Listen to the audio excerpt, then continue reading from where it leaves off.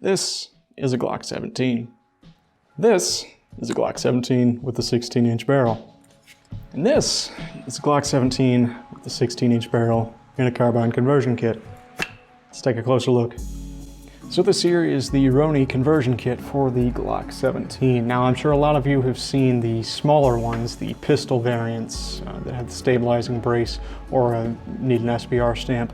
This one's actually a little special because it comes with a new 16-inch barrel that lets you use the stock without going into NFA territory. Now, of course, that does make these a little bit more expensive. I believe I paid about $400 for this kit itself, and that includes the barrel and the chassis and everything. And then I paid about $350 for this Glock 17, so all in all, you're looking at bare minimum about $750 to invest in it, and that's far more than most pistol caliber carbines out there already. But you got to think of it this way. At the same time, you also get to have an actual pistol that you can swap back and forth between. So with that in mind, let's take a closer look at this thing, see how it works. So starting at the very back, you have an extendable buttstock here. Just press in on this button to adjust it. You have all the way forward and all the way back with 4 positions in between. Then you also have an adjustable cheek riser here, which I don't personally use, but it's just controlled by this little knob right here. You can slide it up and set it wherever you want within about a ½ of an inch or so. So then on the underneath you have a magazine holder here, which will hold any standard Glock magazines. This is a 17 rounder, and these are just held in place with this catch right here, which interfaces on the cutout on the magazine itself. They're a little tricky to get in and out. It's definitely not high speed, but it is convenient nonetheless. So moving forward, we have an ambidextrous charging handle here with handles on either side of the gun, depending on what you prefer. As a lefty, I'm using the right-handed side. Makes it very easy to charge a weapon. No problem. Yeah, personally, I find them just a little bit short. It's hard to really get some meat on there to engage it. It's not super bad, I can definitely handle it, but I feel like maybe just an extra ½ inch of material might have helped just a little bit, but that's a minor nitpick.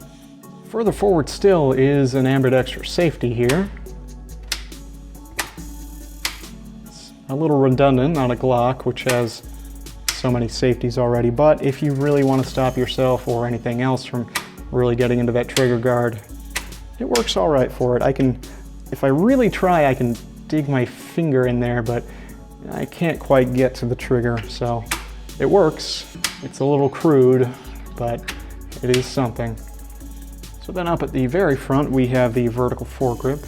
You'll notice that when I press it there, this star locking mechanism is what determines its position, where it can lock in. It only actually has 2 positions. You have a fully vertical and about a 45. It's a little flimsy. It doesn't really lock up very reliably at all. It feels kind of iffy, to be honest, but when you actually pull on it, it's perfectly serviceable.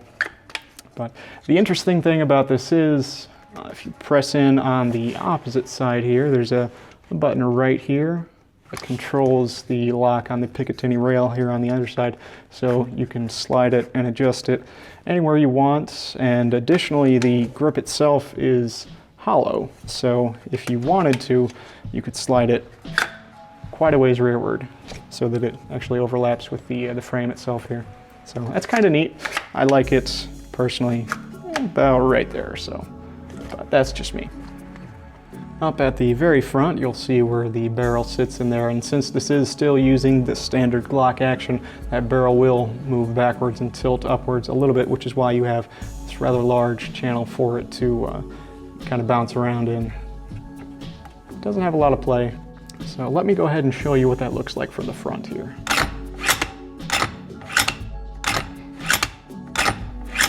Doesn't need a tremendous amount of space, but honestly, I like the look of it. It's very space age, very sci-fi, and I'm into that.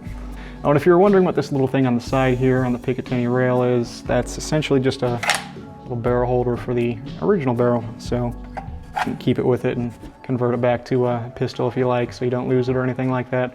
Just a basic, very basic design that I designed and 3D printed myself. It's nothing fancy.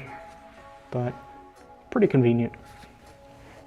Then up top I just have a little dual illumination RMR that I had laying around. Didn't have a home, so I figured I'd slap it on there for now. So.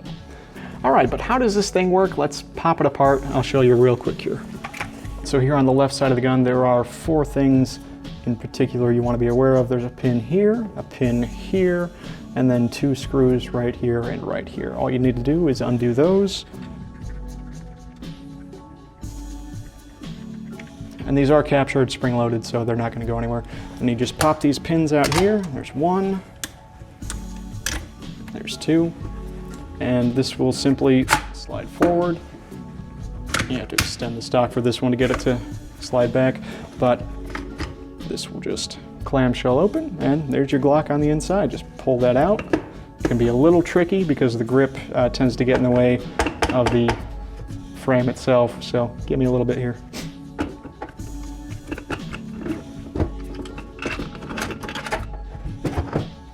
Okay, and there you have the inner workings of it. So you'll notice that on the actual pistol itself, you have a little interface device here, similar to what you might see elderly people use to allow them a little bit more grip strength to pull the handle back. But it's very simple. It just interfaces on the cutouts on the slide here. It's got little grooves in there that match up with that. So that's your charging handle. So you'll notice a small cutout here on the chassis that looks exactly like your trigger guard. That's because that fits in there almost perfectly, and it holds the entire system nice and tight. So then you have the Glock 17 with a 16-inch barrel itself, which looks absolutely ridiculous, and if I'm not lying to you, that is kind of the whole reason I bought this to begin with, because I like stupid things like that. But that aside, they do say that this will cycle perfectly fine on its own without the chassis, and I'm going to put that to the test. It would make sense, of course, because it's not like this is helping the system at all. So we will see how that does. All right, so then converting this back to its original configuration, super simple. You just disassemble it like usual. And this does use the original recoil spring, so you don't have to worry about swapping that out or anything.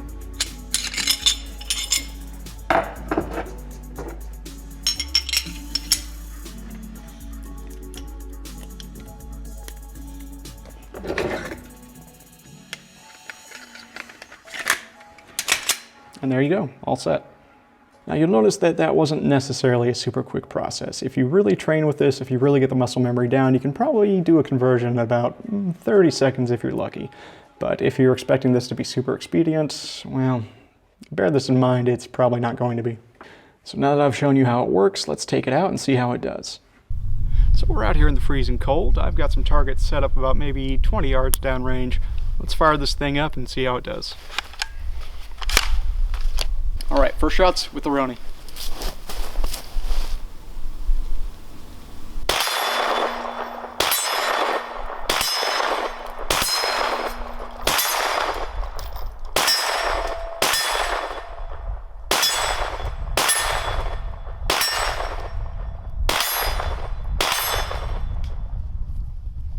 Seems like it's running just fine. I believe I've got some Winchester white box in here, which, as we all know, is kind of trash ammunition, but flawless so far. Accuracy, I'm not really trying very hard, but that's on steel.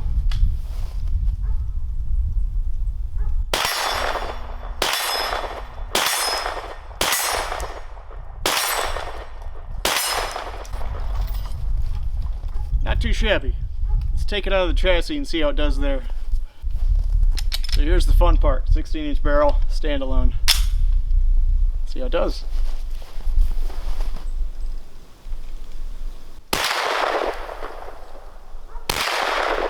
Sights seem a little off.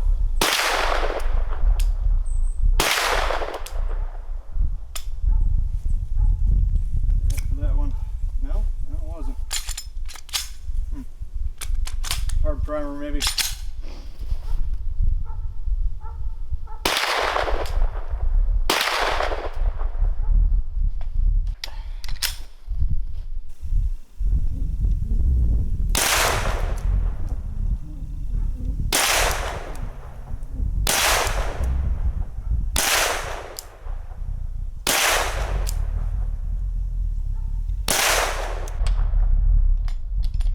Honestly, I have no idea where those are going. They're not following the sights on the pistol itself. A red dot might help with that, but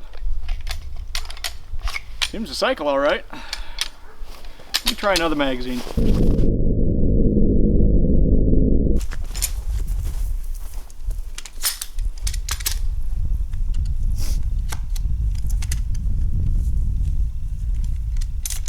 I don't know if it's just the weather or these magazines. I think this one's a Korean. They're a little chintzy. But something just does not want to feed right today. Alright, here's that 17 round magazine. See if it does any better. Seems to.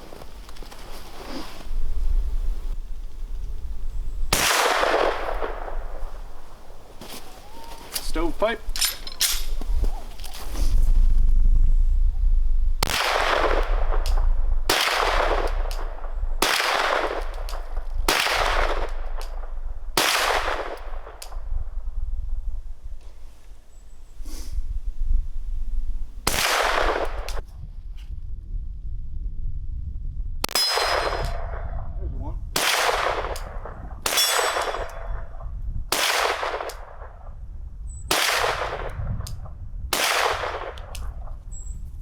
Alright, so it seems to cycle alright. It's just the sights are a little unpredictable. Maybe that's just me, maybe it needs a little bit of refinement on my part, but that's what I'm observing so far.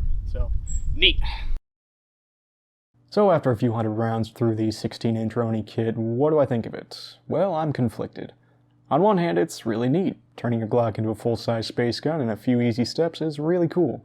It uses Glock magazines, Glock aftermarket parts like triggers, magazine releases, etc., and runs like a Glock because, well, it is your Glock. The recoil is much more pleasant than straight blowback guns as well because there's less mass moving around, and the gas face is likewise less as well.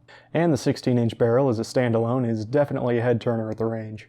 But these are Glock 17 and 22 only, so no Glock 19s. Tilting barrel short recoil action in a full-size rifle is an abomination. It's pretty unreliable outside of the chassis, as the long whippy barrel means it needs to be held very rigidly to cycle properly, and most importantly, it's expensive. I mentioned I got mine for $400, but the street price is really closer to around $500. For that price, you can just go get a high-point carbine, a Kel-Tec Sub 2000, a Beretta CX4, AR-9, Calico, or even a Ruger pistol caliber carbine and just be done with it. But then you factor in the cost of the Glock as well, and you're pushing into Scorpion Evo, MPX, or even POF MP5 budgets if you shop around. I think if these were just a little bit cheaper, they'd be flying off the shelves, but that's just not the way it is. So to sum up, I think it's really neat, but not pragmatic. If you want a workhorse, look elsewhere, but if you want a novelty gun with a weird aesthetic and a story to tell, this is it.